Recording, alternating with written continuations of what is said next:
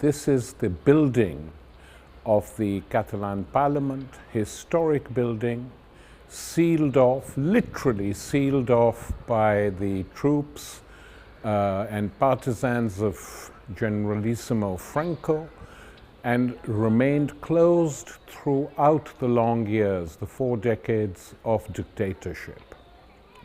This parliament was reopened only after Franco had gone, and is now the venue of important political discussions. In this parliament, there is now a majority of parties who believe that Catalunya should become an independent republic. So there's going to be a lot of action in this building before long. Meanwhile, I'm now going to go and talk to Kim Arufat, who is one of the main leaders of the COP, the radical left, socialist, feminist, independence party, which has 10 members of this parliament, 400 members in local councils all over Catalonia, and is bound to play an important role in the struggles that lie ahead. Kim, the opinion polls in Spain are showing that 3 parties will dominate the Cortes, the next Spanish parliament: the PP, the Conservative Party, which will not get an overall majority, the PSOE, the Socialist Party, and Ciudadanos, the third party which has arisen. Now, most people know about the first 2 parties. Let's explore the third party and its development. What is this party? It has appeared in Spain in the last year, but it was born 10 years ago here in Catalonia. It was born as a radical Spanish nationalist reaction to Catalan politics, to the broad Catalan nationalism that had the vast majority of the Catalan parliament. It defended at the beginning with very radical ideas the rights, the supposed rights of violated rights of Spanish-speaking people in Catalonia, which were not so violated, but they considered it was enough with the development of the autonomy in Catalonia, and they created this party. It had at the beginning lots of ties with the extreme right, but since 1 year it has changed almost completely the face, this party, and it has been taken by the medias in Spain to promote a third way in Spain between PSOE and Partido Popular, to stop the growing of Podemos and to catch all votes that were escaping from Partido Popular and PSOE because of corruption. And as it is a new party, it has no corruption, or it has just a little bit of corruption because it is a new party. So all medias have helped it to grow up until becoming the third main party in Spain. Given that it's unlikely that the PP will get an overall majority, the chances then seem to be that the Socialist Party, PSOE, and Ciudadanos will form a coalition. Yeah, it is most likely, maybe, that PSOE and Ciudadanos form a coalition. There are talkings about among them, between them. But Partido Popular, Ciudadanos, they could make a coalition also. So Ciudadanos actually it can fit in the 2 ways. It is an empty party. But the picture you're painting is very realistic, I think, but it's quite depressing. That after the crisis of 2008, effectively 3 conservative neoliberal parties, the parties of the extreme center, are going to dominate this next Spanish parliament. But it is depressive for us, but not for everyone. I mean, if you read the press of the banks of Spain, they are very happy because they want to make out of Spain the same Spain as it was 7 years ago, a Spain growing economically very fast through speculation, through finances. It was called the miracle of the Spanish economy. Miracle. Yeah, the Spanish miracle. They want to go back in that sense, so they need a more efficient administration, less decentralized state, less labor rights, less democratic rights, less political parties represented in parliaments like us, because we are anti-system or whatever they call us, etc. And they are very happy. And middle class in Spain, they were attacked a lot by the economy, by the banks, but they dream of going back to the time before the crisis. So and they are working on in that sense. So many people who broke away from the system, say in the indignados, these people are effectively, or some of them, because the indignados had different currents within it. But you're saying that there was a current in the indignados which was against the status quo because the status quo had let them down.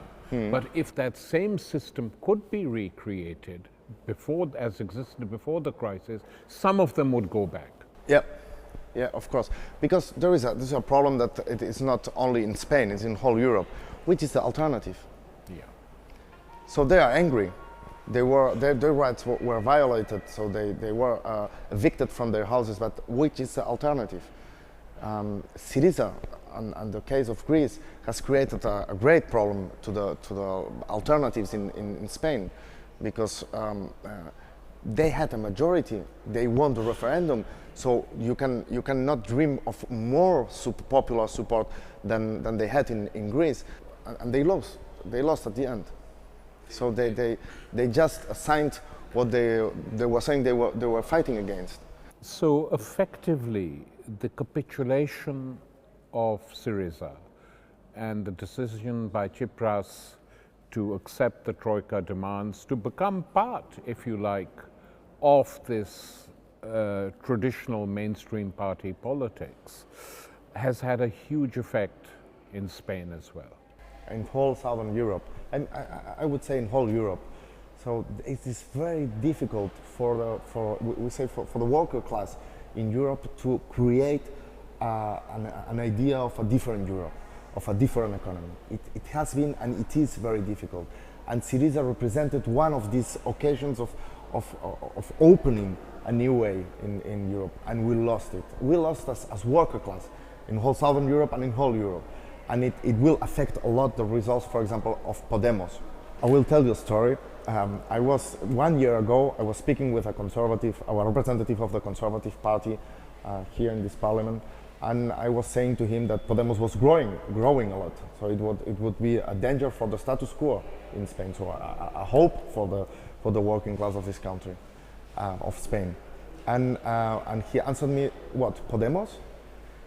Podemos isn't the same as Syriza, and I said, yeah, they are very near. So it won't be any problem. We will European powers will crush Syriza. Yeah, will crush Syriza, and after Syriza, Podemos will have no sense. And it was said 1 year ago. One conservative leader said it to me in a conversation. He was right. He was right. He was very realistic, or he knew what they were planning to do in Europe with citizens. Kim, tell me now about your party, the COP, the Candidates of Popular Unity. You have 10 seats in the Catalan Parliament, and even more importantly, you have 400 councillors in the local governments all over Catalonia. Tell me how your party developed and what your strategy is. The CUP, the Candidatura d'Unitat Popular, it was born at the end of the dictatorship as an attempt of some militants to make a party, an independentist leftist party in Catalonia, but it had no success, so the name remained unknown. Yeah, and we took it back about 12 years ago. We started to build a grassroots movement at the local level. Opening social centers and starting to get the first city councillors, making local politics and creating cooperatives and making social movement. Our main concern was that we saw that the leftist movement, the social movement, the organized movement of this country, which has been very, very strong in the past, in the dictatorship, in the civil war, very strong, had no more structures in the street, had no more strength in the street, and we wanted to create it. So we started at the local level, where politics are more human, and then we started to grow. You are the only leftist party within the independence movement as a whole. Well, there are two independentist parties in these elections. There were, which have won the majority of the seats of the parliament. Our, which is anti-capitalist, leftist, socialist, feminist, and pro-independence, but it is the smallest one, 10 seats, and then a broad coalition of the center-right and center-left independentist parties, which are Convergència Democràtica and the historical Esquerra Republicana, which was the ruling party in the Republic in the 30s in Catalonia. And they made a coalition together with other social associations or civil associations, and they won the elections with 62 seats. And together with our votes, it makes a majority of the seats for independence in Catalonia. And the other side? And the other side, there are four parties. The three Spanish nationalist parties, which represents more or less a third of the Catalan parliament, and a coalition between United Left, the Greens, and Podemos, which had 11 seats in the elections. And they are not Spanish nationalists, they are not independentists. They support the right to have a referendum? They support the right to have a referendum, they defend it, and of course they are leftists. The problem is not about majorities for the referendum. The problem is that we will never have a referendum within Spain. This is our tragedy. We will not have a civilized debate on our future as a people, as a society within the Spanish state, as Scotland had. This is a tragedy, because it should not happen in democracy. No. It is not an adult debate. It is a state that behaves towards its people in Catalonia and in the rest of Spain, because it is the same behavior.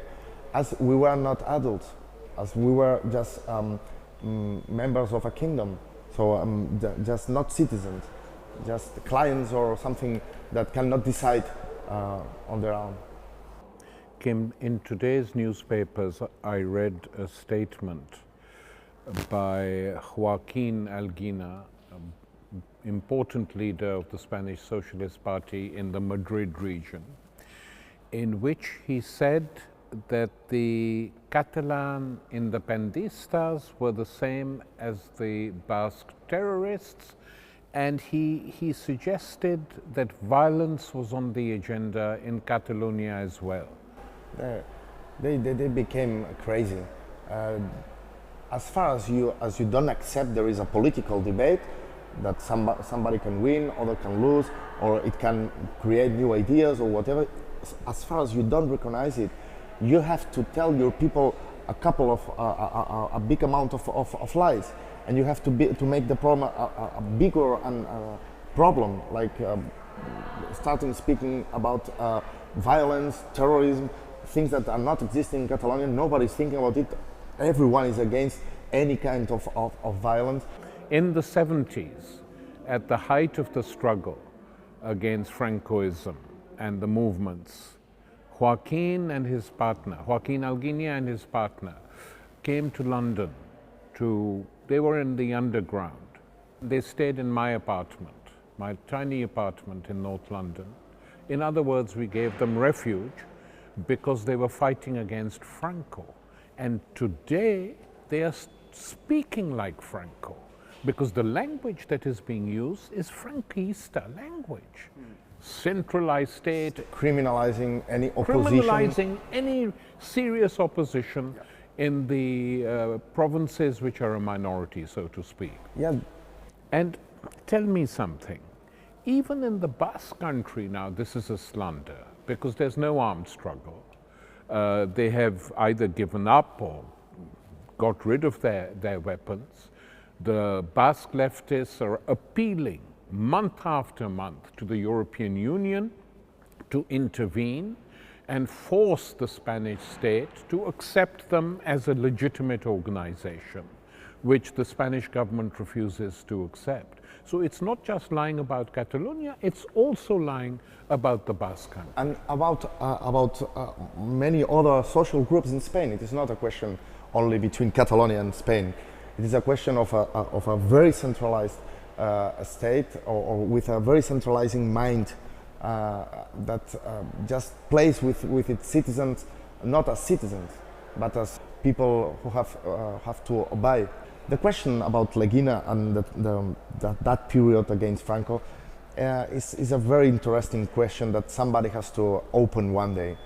Were they fighting for socialism or for radical democracy or for an alternative project, or were they fighting for modernizing Spain and putting it in Europe? It is a very different question. So many of the people who were apparently leftists or revolutionaries, actually they wanted only to put Spain in the club in normality. But they were wearing red flags, which were a trending dress at that time. And then the parties, they decided to join many of these people, participated in the Moncloa agreements, which left much of the structure intact, except that instead of being a republic, it went worse, it became a monarchy. That too was part of the deal. And now the monarchy too in Spain has been shown to be just as corrupt as the politicians. Yeah, but monarchy is actually, it is a problem, but it is not a very important problem. There are bigger problems in everything what happened at that time. The agreements in transition were made on the basis that nobody would ask for the past of nobody. It means all the killers, or the fascists, or the big enterprises and big banks that were made under the dictatorship against the workers, nobody would ask them. Bury the past. Yeah, and it has its consequences. In Spain there are two media empires. One of them belongs to a man living in Barcelona, whose father was a high commander of the Francoist army that entered in Barcelona for occupy the city. He was a general? He was a high commander, I don't know, a general or a colonel or whatever, but he was a high commander of the army. He entered here with the time. He became president of the journalist trade union of the regime, and he created a media empire, and now this is the second biggest media empire in Spain. And what are they promoting in their debates, in their programs on TV? They are promoting Ciudadanos, they are promoting PSOE, they are promoting PP, and they are putting apart Podemos, and they are telling so many lies about Catalan independence or about any other alternative project within Spain.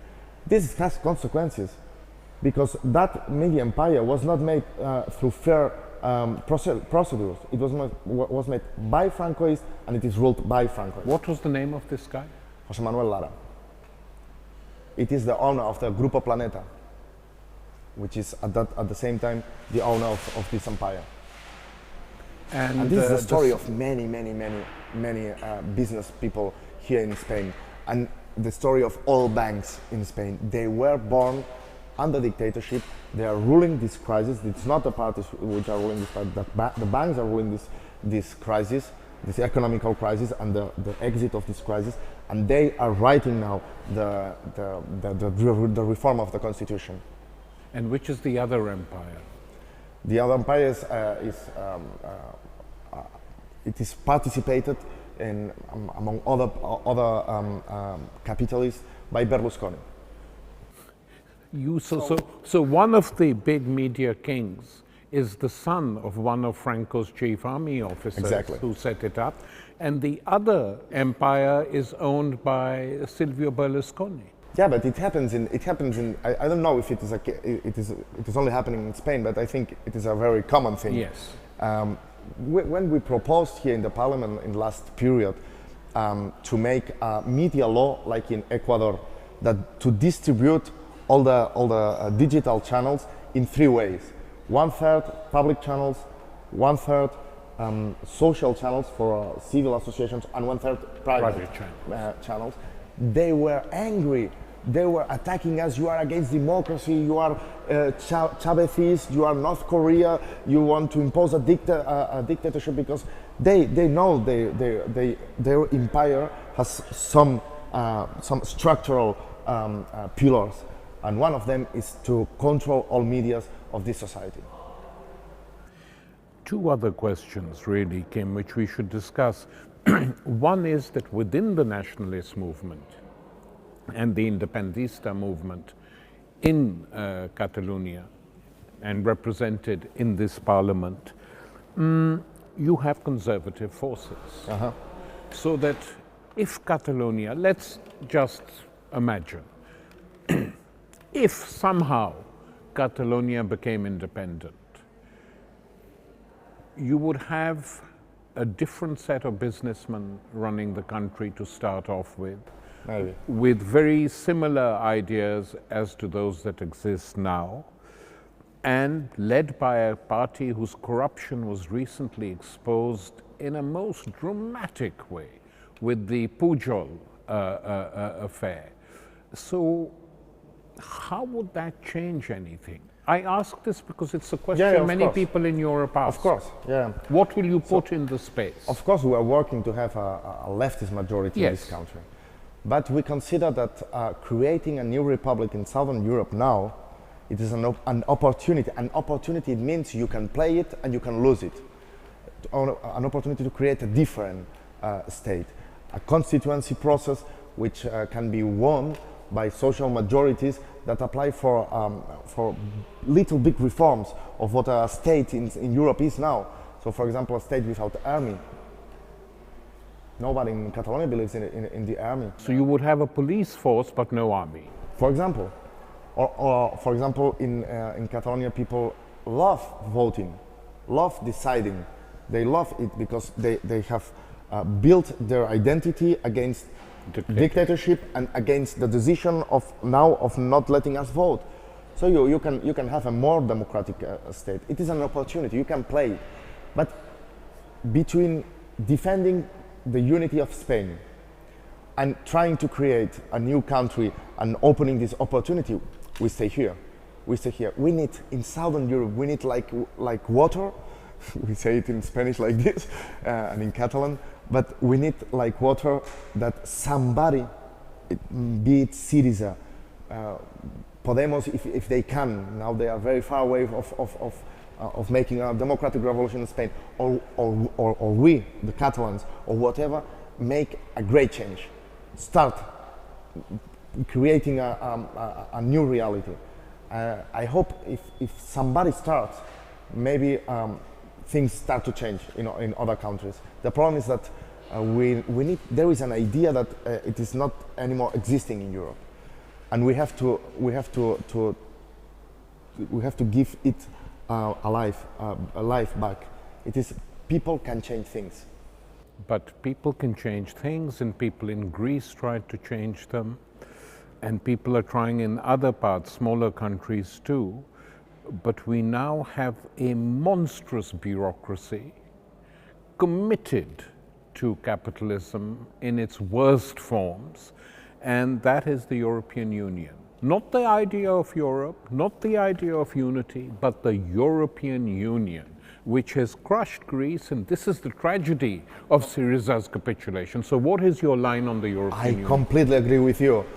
We are I think the only party in Spain. We are Catalan. We are not running in Spanish elections. We are not in other parts of Spain. But we are the only party represented in a parliament in Spain which is against European Union, which is for its dissolution as a criminal structure that only works not for citizens but for banks. And it is very clear. I mean, the majority of population are seeing it, but there is no alternative.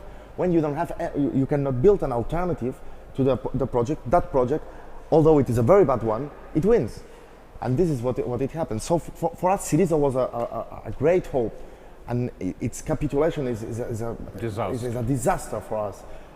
The opportunity of Podemos in Spain was a great hope, but now it is very far away. Now we will try to create this republic. Maybe it is just opening an opportunity. Maybe we lose it. Maybe we never create a republic, a Catalan republic, or maybe we create it and it is a disaster. Maybe, but we have to move, and we have to, in some part of Europe and some part of European Union, become true the sentence: people can change things. If it doesn't work anywhere, this is nihilism. So why politics? Why democracy? Exactly. Why parliaments? If we cannot change the things according to people, that's all. And then we go to the beach. we stop making politics in parliaments and running elections. You know, many economists in Europe and in North America are predicting that there will be another crisis. The argument is that the 2008 crisis needed strong they don't use the language of anti-capitalism, but needed a strong reform of the system, more regulation, more control of the banks to stop it happening again. Nothing has happened which is serious. So the crisis is bound to come. And many bourgeois economists are saying this.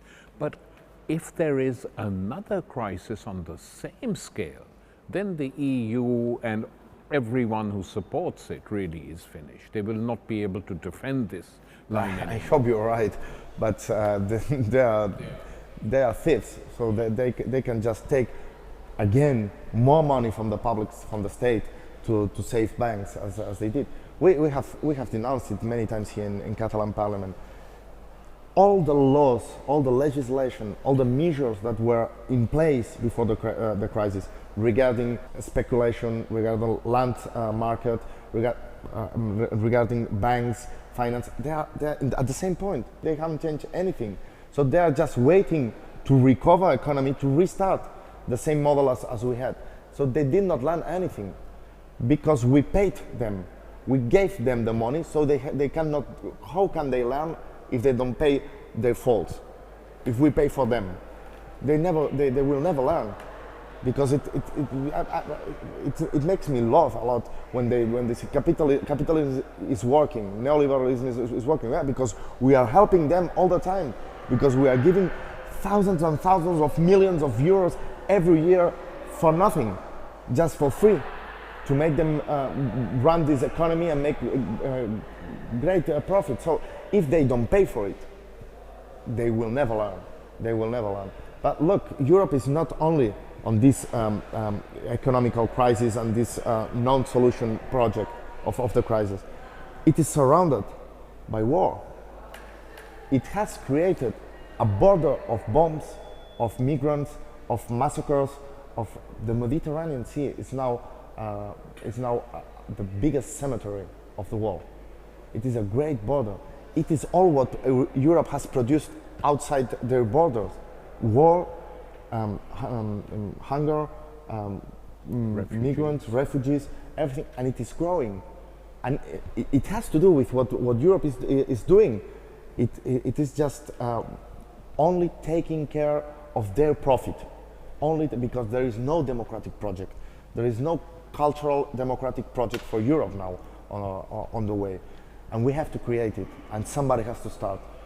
And we think there is an opportunity. We don't say we have the truth, we are the best of the world, we will make it very good, the Catalans, but it is to break the Spanish state, to create a republic which has been fought for it in Catalonia for many, many, many years, and to try to do a different country from what is going on in Northern Europe or in Southern Europe. It is an opportunity we have to play. Kemal Arufat, thank you very much. Thank you that you came here. It was a great honor to have you here.